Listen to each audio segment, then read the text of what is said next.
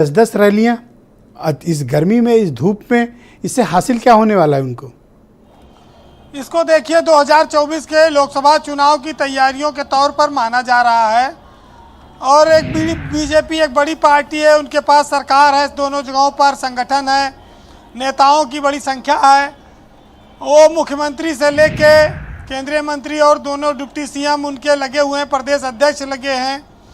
तो भाई वो चाहे हीट वेव चले और चाहे तूफान आए, उनके पास संसाधन है। हेलीकॉप्टर उड़ रहा है, जहाज चल रहा है, गाड़ियां उनके चल रही हैं, रैलियां हो रही हैं, कार्यकर्ताओं को काम मिला हुआ है।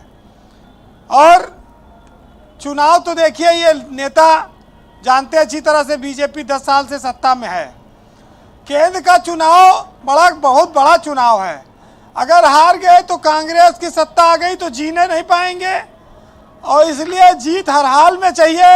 और उत्तर प्रदेश से अकेले जीत मिलेगी, और यूपी सबसे बड़ा राज्य है, यहाँ ज़्यादा सीटें जीतनी है।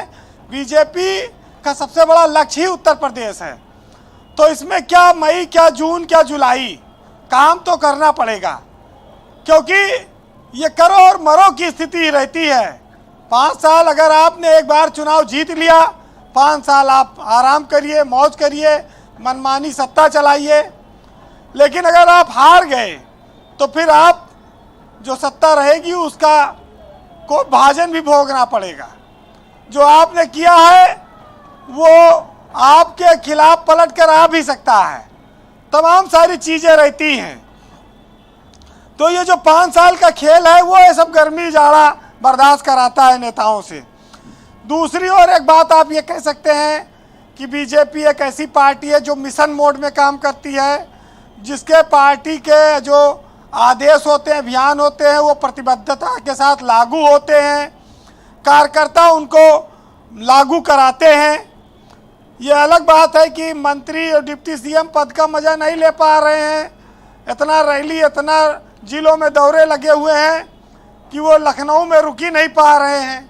तो इधर तबादला सत्र का सीजन भी चल रहा है, मंत्रियों के पास काम करने का मौका कम लग पा रहा है। बात यह है कि विपक्ष को लोग कमज़ोर कहते हैं। अच्छा, विपक्ष बीजेपी की सरकार में अगर आंदोलन कर दे तो उसके 90% नेताओं पर मुकदमा हो जाएगा, उनका करियर खराब हो जाएगा, जेल चले जाएंगे। इस सरकार में आंदोलन करना आसान नहीं है, क्योंकि सजा कानून इतनी तेज कोर्ट दे रही है कि सांसद और विधायक तो तुरंत ही निपट जाते, जो बने नहीं है उनके लिए आगे का रास्ता बंद हो जाएगा। तो कौन जाएगा अपना सर ओखली में देने? तो बीजेपी अपना सर पर दौड़ रही है, दौड़ने दो भाई, जब जनता समझेगी तब समझ में आएगा। अब ट्विटर से अगर कोई कहा काम चल रहा है, पार्टी में बयान से चल रहा है, मीडियम बाइट से चल रहा है, तो चला रहे हैं, करें क्या? देखिए, ये जो अभियान है बीजेपी का, आप इसको तैयारी के तौर पर देखिए, लेकिन सांसदों की कारगुजारियों को नापने के तौर पे भी आप इसको देखिए कि जहाँ जहाँ सांसदों को लेकर गुस्सा है, जहाँ जहाँ सांसदों को लेकर नाराजगी है, वो भी बीजेपी इसमें मापेगी और भांपेगी, क्योंकि इस बार ऐसा लगता है, टिकट भी काटेगी। इस बार ऐसा लगता है कि 50% टिकट बीजेपी काटेगी, क्योंकि वो 10 सांसदों को 10-10 साल का टेन्योर दे चुकी है। अरे ऐसा ना कहो, 50% कट जाएगा तो क्या होगा फिर?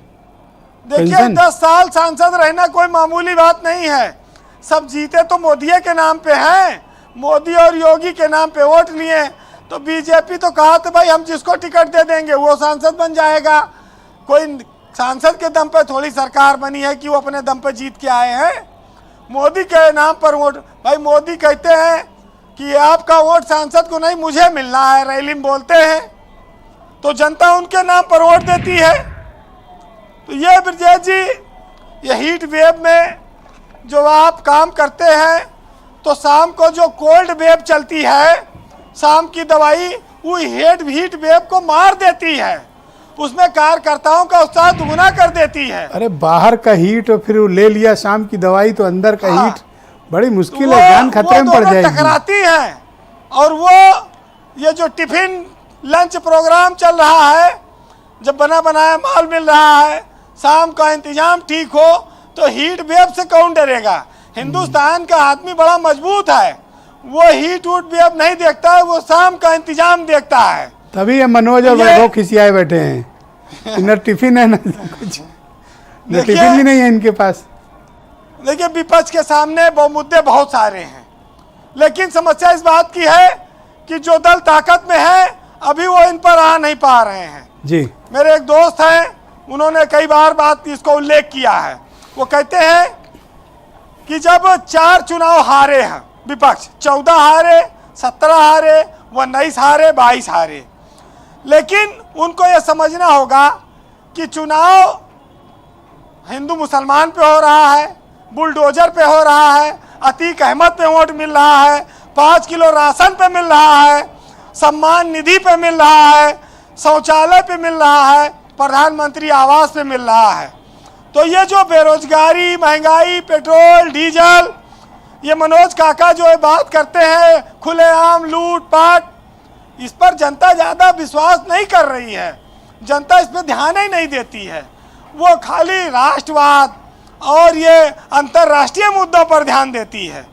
तो ये बातें एकदम साफ हैं, लेकिन कहाँ कौन समझ पाता है।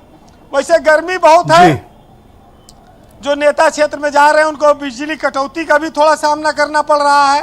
वहाँ जनता शिकायत भी कर रही उनसे, सरकार भी लगी है, लेकिन अफसरों के कारनामे बहुत बड़े बड़े हैं इस प्रदेश में बिजली व्यवस्था को फेल करने में। और कहा भी जाता है कि बीजेपी सरकार में अफसर बड़े हावी रहते हैं, उसी सब का नतीजा है। बहरहाल सुनिएगा कि बहुत ज़्यादा जब गर्मी पड़ती ब्रजेश जी, तो हम लोग ठंडे शहरों में, पहाड़ों पे, ठंडे प्रदेशों में घूमने चले जाते हैं।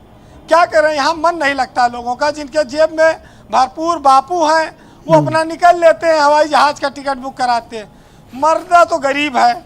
एक सज्जन ने लिखा है, भरपूर बापू मतलब पैसे हैं। हाँ, गांधी जी। अच्छा अच्छा ठीक। एक सज्जन ने लिखा है कि अप्रैल मई के बाद जब जलता जून आ गया तो हम लखनऊ को छोड़ के देहरादून आ गया, और इस जिंदगी की चिलचिलाती धूप में सनम सिर्फ तेरे ख्यालों से ही मानसून आ गया। और न मुस्कुराने को दिल चाहता है और न मौज मनाने को जी चाहता है। ये गर्मी अब हद से पार हो गई है, अब सब कुछ छोड़कर कुल्लू मनाली जाने को जी चाहता है। बहुत शुक्रिया आपका वीरेंद्र जी, बहुत बहुत धन्यवाद।